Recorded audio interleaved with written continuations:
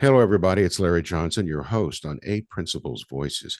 And I'm delighted to have with me a man that I've known for a number of years, the real deal, a guy that does wealth management with a soul. I'll take it that way. And his name is Al Mueller. I want to welcome him to the show. Welcome, Al. Thanks, Larry. It's great to be with you. Well, we've known each other for several years, and I've always admired your work.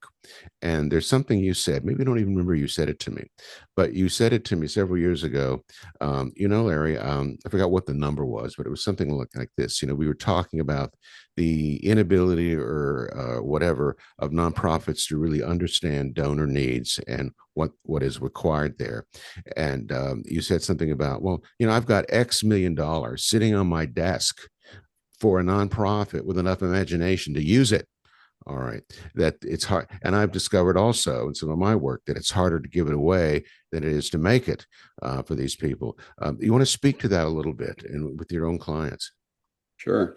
Well, I think it goes back. We have quotes all the way back to Aristotle that would say it's harder to give away money than it is to make it. And certainly, Andrew Carnegie said the same thing and then more recently, people like Michael Bloomberg and Bill Gates, they've all said, and Warren Buffett have all said it's harder to give away money intelligently than it is Mm-hmm. to make it. Now, you could go to the top of a building and throw dollar bills out or something like that to give it away, but to give it away intelligently and to have sustainable life change happen, which is the goal of most of our clients, it's very difficult because life change is difficult, and the organizations don't usually start with an analysis of what the root cause of the problems are. Therefore, they can't test solutions against that. I think in business, Mr. Market will tell you if you've got something right or wrong. The nonprofit sector, you can make emotional appeals and find generous people. Certainly in the U.S., we're known as a generous country. I think we could do a lot more, but we're more generous than most countries around the world. But you can write appeal letters, or you can get on TV and show pictures of dogs being harmed or people starving or whatever, and you'll get money. Whether you are doing an effective job of solving those problems or not, it's the donors sometimes don't get any chance for, and there's not a feedback loop for the donors to know if their money is well spent. One thing that I've often said, you can respond to this, that the people, especially as we get up into the upper levels of wealth and income, certainly, um, it's not about money to them. It's just really not about the money. It's about the impact they're going to have. But more importantly, it's what is it that is what, as Jesus would say, what is it their pearl of great price? What is Hmm. it that really makes them feel fulfilled? You see, Yeah. that's what it is. And so I say to people, if you can give your donors at any level experiences, however you like to define that word, that they cannot purchase, they can't buy it. You see, money is no object then. It just it flows because Right. it's not about the money. And so many nonprofits make it about the money, and they Hmm. make it about the money to the point where the source of that money becomes objectified. Uh, Yeah. you've seen that. Yeah, Um, absolutely. Yeah. what, in your view, would be one or two things that your average, regular garden variety nonprofit could do on a simple basis that would begin to attack that issue, that problem? Well, I think fortunately today we have such great technology. I mean, we've gotten videos from the middle of Tanzania from a school that was called Under the Same Sun that was helping albino kids in Tanzania. Albino kids were literally being hunted for body parts, and there's a woman there who has a school that both educates these kids and protects them. But she created a video just using an iPhone that brings me to tears whenever I watch it, and certainly blessed the donor who supported the school. And again, I think technology, giving people good reports back for the use of their proceeds is, I think it's very important. But it's also, you ask many nonprofits how much they spend on reporting. Where's the line item in their budget for reporting? And reporting keeps donors interested. It's good for your donor retention.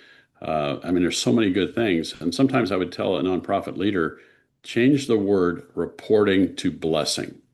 Hmm. You know, Yeah, yes. reporting really is blessing. And so I think every nonprofit, certainly in the faith-based sector and probably outside of that, would say, yes, we would like to bless the people who support our work. Okay, well, do that by good reporting, very, robust, feature-rich stories and numbers. You know, you shouldn't have a allergy to numbers. You should put numbers in there and you should put stories in there. And it's a combination. And so because people, I think the best donors are ones that use their head and their heart. I Hmm. think God gave us both. He didn't say pick one. And Yes. so use your head and your heart. You should have an emotional connection to these organizations you support, and you should have an intellectual connection. Both are very important. You know, you touched on the need to keep your donors informed. To You're really blessing them Correct. when you talk about the good that their investment has done. You're blessing them, and too often when nonprofits do that, they do it with one hand behind their back. Let me even what I'm talking about. How many times have you received a letter from an organization you've supported, and they thank you, and in the same letter is another ask? It happens all the time. It Mm-hmm. happens all the time, and it's one you just it negates the sincerity of the thank you. It's thank you. Let's have another one.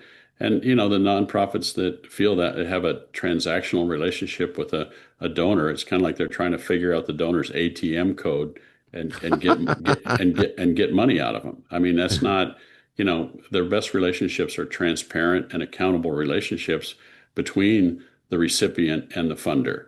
And Mm-hmm. so it's not based on how much money can I get out of you. And I've even heard horrible stories from donor development organizations that have told organizations they should do things like have 13 monthly appeals because older people will forget if they gave that month or not.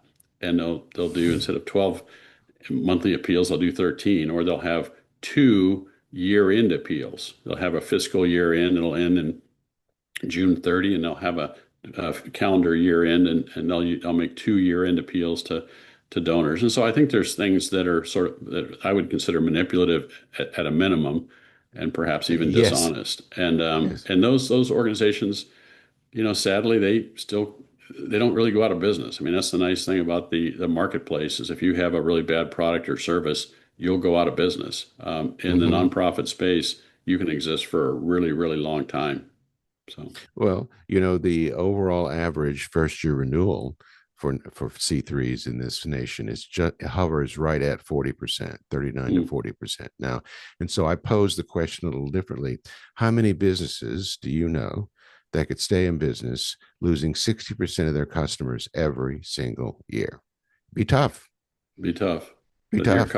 I mean, anybody who analyzes businesses look at customer acquisition costs, and someone who's losing that many existing customers would be through the roof to try and keep replacing those and getting new ones. Well, and it is. It's a factor of order of magnitude, Al, Yeah, that it's about 10 times the cost to acquire a new donor as it is to retain a current donor. yeah. And and yet the conventional thinking is we need more donors, more donors, more donors. And that's because these people aren't being brought in as investors. I call them investors, Al. I don't even call them donors anymore, Hmm. because they're investing in something that's important to them. And the Correct. key is, what is that? You Yep. know, do we Well, really know what it is? and they want to see a social and spiritual return on investment. They want Mm-hmm. to see things happen. So our normal metric is what level of sustainable life change have you accomplished? And if you haven't accomplished that, then I mean, again, different organizations have different approaches. You can keep pulling people out of the river downstream, or you can go upstream and build a fence so they don't fall into the river. But I love that. you could also do both. I mean, Yeah. you can look at root causes of a problem and see what you can do to attack the root causes, so there's less of those. And then downstream, the people that have already been affected by the problem. I mean, you can put nicer pillows in the homeless shelter, or you can try to help people not be homeless in the beginning. So I think organizations need to look at both. I mean, some are called more specifically to one side of that or the other, but we do need to ask a ministry what is the problem they're trying to solve and what is Hmm. their proposed solution. What is the? I'm reaching back into my early life. What's the hymn? Rescue the perishing. What's the hymn that's a part of? Da, da, da, da, da, da. I can never Yeah, remember it. it's not in my him. Random access memory is taking over for me these days. But Where yeah, but rescue the perishing is a phrase yes, oh, from a absolutely, hymn, and yeah. so there's rescue the perishing, but then there's the other one that talks. It's the other half of it is that you keep people from getting into that situation in the first place. Hmm. Um, Hmm. uh, that's it. So tell me a little bit about. Of course, we're not talking names here, but tell me a little bit about the kinds of clients that you work with. Yeah, we're fortunate to serve generous families. I would say their common denominator is they want to make a difference, not just a donation. Hmm. They want to give to things that work. So last year, it would be about 800 different organizations receiving gifts that total about $100 million from our clients. We serve about 35 ultra high capacity families, and they're multi generational. They're one of the other, with only one or two exceptions, they're first generation wealth creators. We like working with wealth creators because they bring intellectual capital, spiritual capital, social capital, and they're great problem solvers. I think almost by definition, if you've in business made $100 million, you're really good at solving some problem, and Yes. that can be carried over into your philanthropy. And so I think the people that want to work with us are interested in solving big problems and are willing to put big money. I think another feature of them is that they want to go narrower and deeper. I think that they've all written a mission statement. We call it a joy-filled giving profile. And that allows them to say no to certain things and yes to the things that are most important to them. And I think that a donor does once they do that, once you write your mission statement, it gives you a lot more freedom to say no because as a high capacity family who's known to be charitable, you're gonna be inundated with requests. I mean Yes. that's just a given. And they're not bad things. People are going to ask you for money for good things, but they may not fit you. And Hmm. so, only God has the bandwidth and the financial resources to deal with all the things out there. So you as a family can pick a subset of those things and then go deeper and with fewer. And you'll get better feedback. I mean, that's we've said it a number of times, but the idea of getting reports back from a few organizations. I mean, if you gave, if you think about a way to give away $1 million back to your early beginning, it was about how hard it is to give away money. One person might say, I want to give away $1 million. They might make 110,000 gifts. Well, who in the world could keep track of 100 organizations? I certainly Yeah. couldn't. No. And at the same time, you make $10,000 gifts, you probably aren't going to make a significant difference anywhere. No. But you could also do $1 million giving by making 10 gifts of $100,000. Yes. You could probably keep track of 10 organizations. You could probably, get robust reports back from those 10, and you would know that you made a difference. But again, some people would prefer to give everybody a door prize and $10,000 and make a lot of friends versus saying no to people. I mean, that can cause Well, relational tension or friction. So, well, sometimes if they're giving if they're wanting door prizes, what they're going to do is end up and fill up their mailbox. Their mailbox oh, will be full. I've walked into people's before we started working with one or two families. I walked into the desk at his office and I saw this gigantic stack of papers that I think would have probably killed somebody if it fell over. And I said, "What is that?" He said, "That's all the grant requests I've gotten." And I said, and that was their modus operandi was they didn't respond. They didn't say yes or no. They just let them pile up. And I think that this guy probably lived in fear of somebody calling him and saying, "Hey, what about my grant request? What are you going to do with it?" But he was in firmly in neutral. He wasn't saying yes and he wasn't saying no, but This essentially he was this. saying no by not responding. But Hmm. these requests just and it weighed on him. I mean that emotional inbox was definitely weighing on him because he knew Hmm. everybody asked him for money and he hadn't said anything. sort of, I guess, Well, a and I'm sure passive aggressive approach. Yeah. and I'm sure there were a lot of things that were quite worthy in that stack. But the question is, you have to make decisions. Now, I want to go back to something you said before. You work intergenerationally. So I presume then you're working with more than one generation to train them in the use of philanthropy and the use of money. That's ideal. Ideal. The families have asked us to involve their adult children. Sometimes their children are younger and will go on trips, site visits, and things like that. But if we're going to operate a little bit more like a foundation staff or team, if they have voting privileges, that probably comes at about 18 years old and up. They can bring ideas to the table, and the family will work. But training the families on good communication skills, good responsibilities to work together is really a big part of our. And I would say that it's hard to do it on your own because it's not a level playing field. When we have a family meeting, we'll prepare a board book so that the kids and the parents and even possibly grandparents will all have the same information.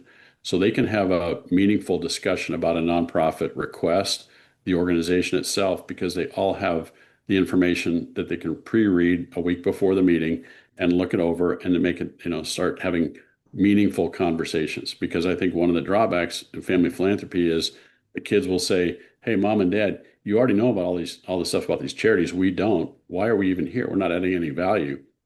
And so to take away that frustration, we kind of think of ourselves as a Staples easy button that the kids can put an idea out. We can do the due diligence. The family can have a meaningful discussion. They can make the gift. We'll chase down the reports and they can celebrate. So it's a virtuous circle in that sense. Um, so is there an attempt to, I mean, I guess everyone has their own goals, but are we talking about wealth that is spent down in one generation? Or are we looking at multi generations where the wealth transfers and the administrators of that wealth are intelligent and continue the tradition? Well, I think scripture is clear about the need for parents to train their children. And actually the Hebrew word for train in Deuteronomy is sharpen like an axe. So you take raw material, but it's a repeated action. You don't sharpen an axe by just going over it one time. No. You need to sharpen it over and over. So that's training. And I think training for your children is action. The military in the fog of war, you've trained. You don't have to think about or read a book about shooting a weapon or doing something. You've trained enough times that it's Because really because automatic. you if you aren't trained, you're dead very You're dead. quickly. Yeah, you're either trained or dead. That's a good way to look at it. But I think in philanthropy, the children need to be trained. And so whether they take over a responsibility for a large sum of money or not, I guess that's an open question. I think more of our clients have decided they should spend down in their foundations a big portion of this year of their generation's wealth creation. And I would say if they don't spend it down, they probably need to have a sunset because I have yet to come across very many second and third generation kids that are really excited about taking over the huge responsibility of giving away large sums of money. Mm-hmm. In fact, there's a lot of pushback in generation two and three saying, "Hey, mom and dad, if you leave us $100 million to give away, it's a lot of work, number one. Number two, it's going to screw up our relationships because everyone's going to come after us for money. We don't want that." So, like I said, probably a rare scenario where the kids are really excited to take over the responsibility of giving away huge sums of money from mom and dad. Mm-hmm.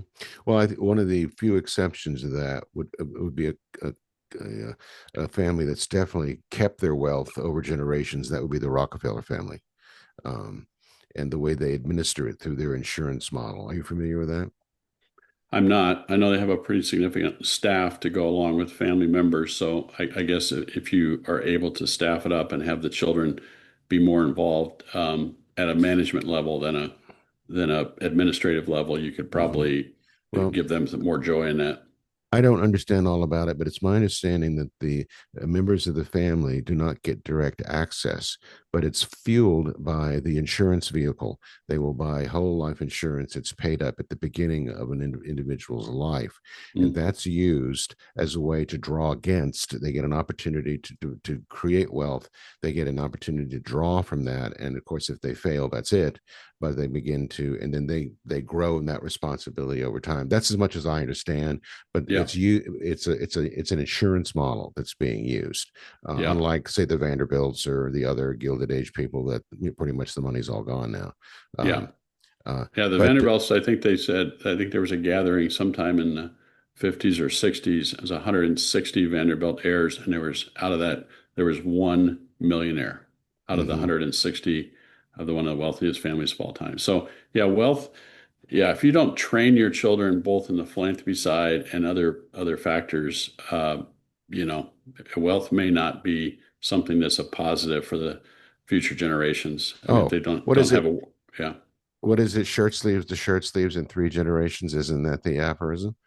yeah, Um, and it's pretty. Have you seen enough in your career to see some of that? Haven't you? yeah. Well, again, I think it's wealth doesn't enhance character. It just reveals it, and and Oh, it will.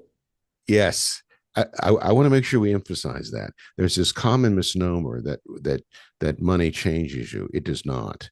It No. simply clarifies who you already are. Well, and Uh, accentuates it. It actually will Accentuates it. accentuates it. I mean, Yeah. if you are generous with a little, you'll be generous with a lot. If you were stingy with a little, you'll be stingy with a lot. So Hmm. hmm it really doesn't fundamentally change character. It just accentuates it, It's or fuel. or as you said, clarifies it. Yeah. It's fuel. We could be a little more frank, and I could say you just to be a bigger jerk. If you're a little jerk, you'd be a bigger jerk with more money to Hmm. do it with. Exactly. That's all it Yep. is. Because the scripture makes it very clear that money does not have moral quality. It's the use of the money that has the Hmm. moral quality, and that's Correct. and so that our Lord will bestow that on people, and that's an obligation and an invitation to do great things Yep. is what it is, and Well, to it's a be able to do. responsibility. We have a responsibility to Mm-hmm. steward God's resources. He's entrusted to us for some period of time, and we'll give an account. I mean, we all have to. We should all live in it, with a idea that we will give an account for what we did with the resources, both time and treasure. So, Well, it goes all the way back to Adam and Eve, where they were given the garden. Let's be productive. Populate the world. Do these things. Take care of my creation here. That's what our mandate really is. Of course, hmm. as we know, sin entered the picture, and things kind of went haywire. But that wasn't the original design at all. Uh, Yeah. if you were giving advice to a nonprofit executive who wanted to know, how do I treat no two things, how do I attract people with means, and Hmm. two, how do I treat them when they express interest? What would be Yeah. your advice? Well, I don't want to step into your too much into your world and realm, but when I get asked for advice, I say I've got my formula for development for ministry leaders or development leaders would be the three G's. And first of all, number one G is do great communication. Yes. Great communication is really important. Do great, and you have to look in the mirror and ask yourself, am I doing great communication? Number two would be, am I doing great ministry? You have to ask yourself, take a fierce, inventory. Are we doing great ministry? And then finally, the third G is meet great people. And great people they are sometimes people of means, but the great people are the people that have passion about what you're doing. Mm-hmm. If you do great ministry, great communication, and meet great people, I've told people this, and I remember one woman, she called me back and kept her voicemail for a long time. She said, I did that, and he asked me how much money I needed. I didn't even have to ask him. And so I would just say I try to simplify things, and so I would just use the three G's of great people, great communication, and great ministry.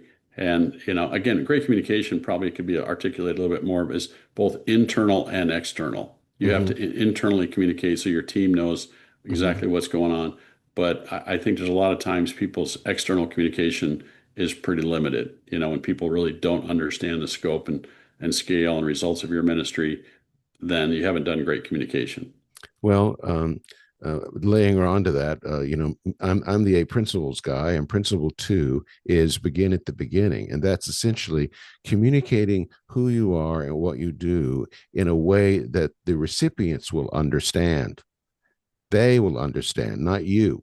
How Hmm. many times have we either heard nonprofit people speak about an issue, or we've read their website, and it's a lot of what I'd call professional gobbledygook, in-house language, too much detail, overwhelming people, and it's not. What is it they really want to hear?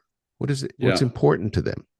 Um, Well, and this would be hard for some ministries to think about, but even, does your name communicate well what you do?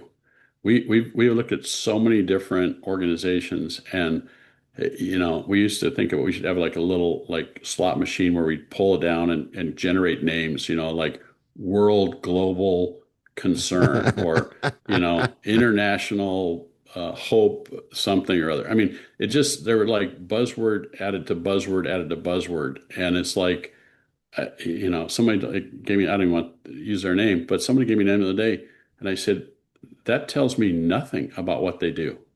mhm, I mean, there's nothing that I understand what they do, and from the name. I mean, and I guess in business, maybe you can figure out. I mean, who would have thought a name like NVIDIA would mean something? But so maybe it's okay to pick these names out of a hat. But if you can come up with a name that tells people what you do, I remember I had to name our own company Excellence in Giving. I came up with that as I was listening to Rush Limbaugh talk about excellence in broadcasting, the EIB network, excellence in broadcasting. That was it. I said, you know what? I want people to be excellent in giving. So we're going to use that name, excellence in giving. I mean, it may be a little bit confusing, but I think it has a standard and an explanation of what you would get if you mhm. work with us. So, Now, are you totally on the philanthropically advisement side, or do you do also wealth management? well, the firm that purchased Excellence in Giving back in March is an investment firm, One Ascent, out of Birmingham, Alabama, and there are people on that team that are doing the wealth management side. Excellence in Giving doesn't. Excellence in Giving is purely on the philanthropic advising side. So we help families make their charitable grants. We're not. I came from the wealth background side. I think, Larry, I mean, I spent 15 years in New York and Chicago with Morgan Stanley, and a few years with UBS, the big Swiss bank. But left that career to start Excellence in Giving in 2002, and really have concentrated on the distribution Hmm. side of that rather than the accumulation side. Hmm. And you have probably the war wounds to show me about working in investment banking, don't you? I started in 1984. Morgan Stanley was a privately held company. It was just a partnership. It wasn't even a publicly traded firm. So, in the 80s were a pretty wild. There's been a number of movies made about it. So, yeah, Yes. I got a front row seat on that. So, yeah, So you actually lived in Manhattan for several years. in Connecticut, yeah, Manhattan, Okay. 80 Okay. Madison Avenue was our first address, and up in the Darien, Connecticut. So, yeah. Well, Darien's a delightful town. I went to Yale in graduate school, and we'd go through Darien. You have to say it just right out, Darien, Hmm. Darien. That last Correct. little emphasis. So tell me a little bit about now. Excellence of Giving is doing great work, and you've been very pleased about that. But you don't strike me as the kind of person who's just going to be resting on their laurels. Where are you going next? What's next for Excellence in Giving? What would you like to accomplish? Well, we're definitely trying to hire some more people to interface with the families. I mean, we need more people to quarterback the relationships, which is a hard thing to have be a trusted advisor for those families. And but I think there's probably more international giving to be done. I'd probably say our clients are 80% domestic, and that's in their own communities and around the U.S., and maybe 20% internationally. I think internationally is harder because you're a little more removed from it, but I think there's some really good opportunities around the world, and we need to explore that a little more and bring that back to the U.S. Donor community. But I'm also hoping that we can do some large scale funding. I think that there's some of the terms now are called big bet philanthropy, And, we've had clients that have ability to give $100 million to something, but it would probably wouldn't be to one organization. It would be to a collaboration, if you will. So, for instance, if you were really passionate about trying to reduce recidivism, you'd work inside the prisons to have a group like Prison Fellowship work with the inmates. And when they had a life change, they were ready to leave the prison. You'd have them come in, live in a halfway house. There would be a very supportive environment. Hmm. You'd have a job placement program. And I think if you started building those sort of continuums of care in different topics and have the organization sort of, work in their respective segments, I think you could make a difference. So we're hoping to work with some ultra high capacity families that say we want to make a difference in a certain topic and then put the right teams of nonprofits together to work together and to see bottom line the results come out the other side. So Hmm. I think that would be something I'd be really excited about doing. And there's so many things that you could work on, problem solving, Oh, yes, you there know. are. Well, let me respond to this. Not to be the contrarian, what would you say to what's happened with Bill Gates pulling back from that kind of giving? He was really into these making these big splashes for a while, and now he's kind of pulled back for reasons I don't know. So I just, Well, I think they actually, I'm not. I know a lot about the Gates Foundation, but I would say that they had some successes and they had some failures. I mean, hmm. their theory of change about education was failed. I mean, they tried a lot of different things. They said, high schools were too big, so they tried to get to be made smaller schools. I mean, there have been failures. I mean, the founder of a group called Netscape, Larry Barksdale. Uh, no, Jim Barksdale put $100 million into literacy efforts in Mississippi, and they failed. I mean, and you have Steve Jobs' widow, deciding that she's going to transform education, and one of her key advisors is the former superintendent of the New York public school systems.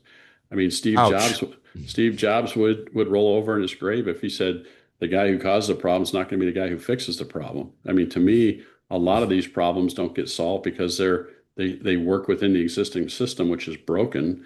And I've never seen a pipe get fixed by pushing more water through it, you know. I love it. Um, I love that.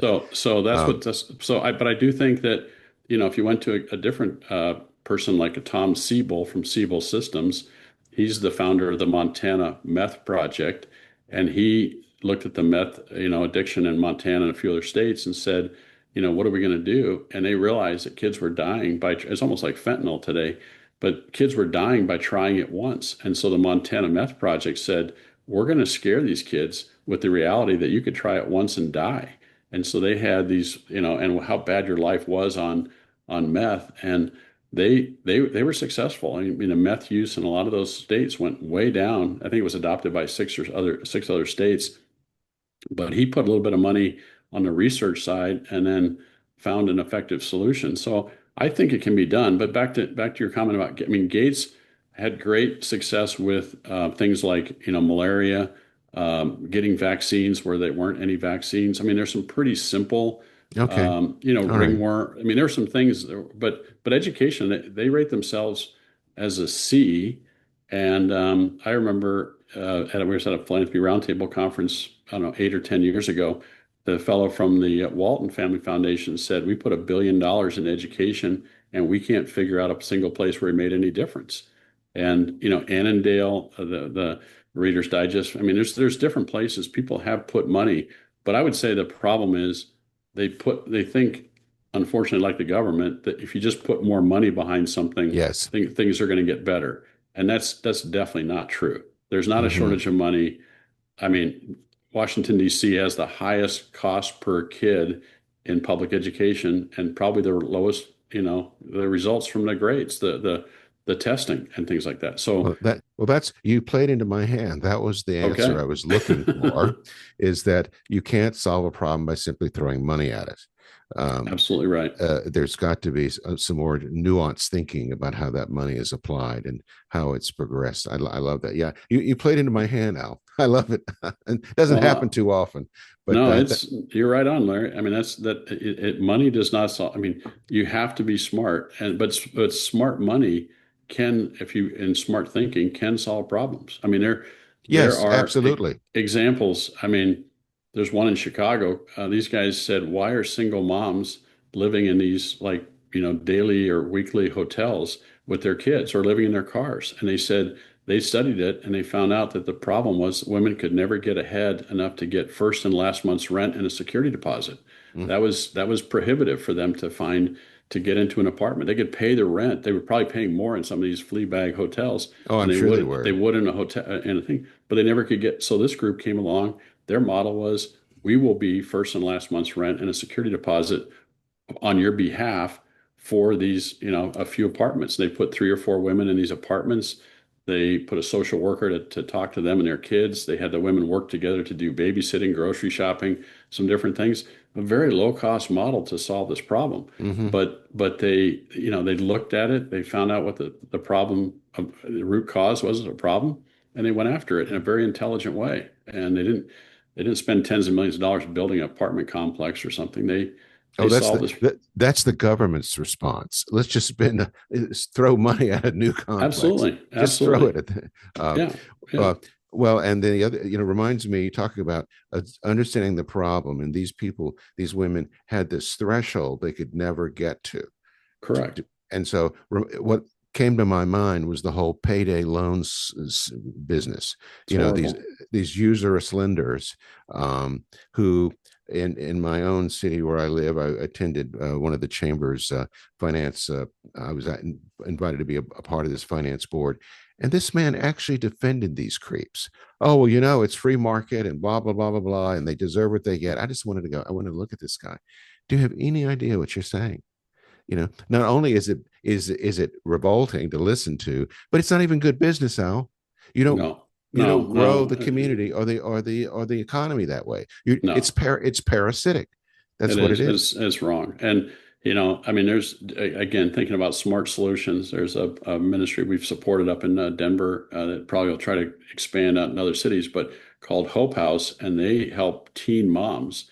And one of the things that broke my heart was hearing that a teen mom, only 2% of them get a college degree, even an associate's degree, a nursing degree. Well, it's hard to support yourself without a college degree of some type. And so they have these classes Or at at least the some sort of focused training of some sort. correct, some sort of training, vocational training or whatever. But they actually at their location, one of the things that they do where they have their classes, they have childcare for the little kids, and they have a gigantic, I think it's 8 washers and dryers. So literally the women can go to class and do their laundry and have their children cared for all at the same time in this complex. Now, who would have thought that washers and dryers would be part of the solution? But it Mm-hmm. obviously is. If you can go to class for 2 hours and do your laundry at the same time for a single mom, that's a very efficient strategy. Mm-hmm. It Mm-hmm. doesn't, you and I probably wouldn't think about something like that, but they said, hey, what do the single mom need?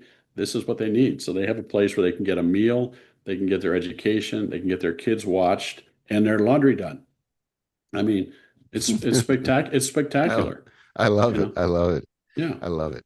You know, Al, I'm going to have you on again soon. We've just gotten started here. Okay. So I need to sort of draw it to a close, but I do want to do this again very soon. But I want to thank you for spending time with us today. I know that my viewers and listeners will enjoy this. And so, any parting comment you'd like to make, Al? Well, I would say that, we try to be provocative. We try to encourage people to change. We try to encourage the nonprofit leaders to think about reporting as blessing. I think your donors will really benefit from more of that. I think that, there's one term that we can talk about next time, but I'll tease it out here, Larry. I would like more nonprofit leaders to do reverse contingency planning. And I think what that would mean is you'd have a plan for a donor who would walk into your office and say, I've got extra $5 million. How would you put it to use? And I don't think many organizations plan for an upside surprise. I think Oh, they I always do know the they do. contingency planning where they'd say, hey, if we have to cut 10%, what do we do? But I will share next time when we get together some stories of donors walking in with a good relationship with the ministry and saying, I've got some extra money. What do you have? And there can be really good outcomes if you have a plan. So, I I love that because that speaks to the whole conundrum of scarcity versus abundance. absolutely.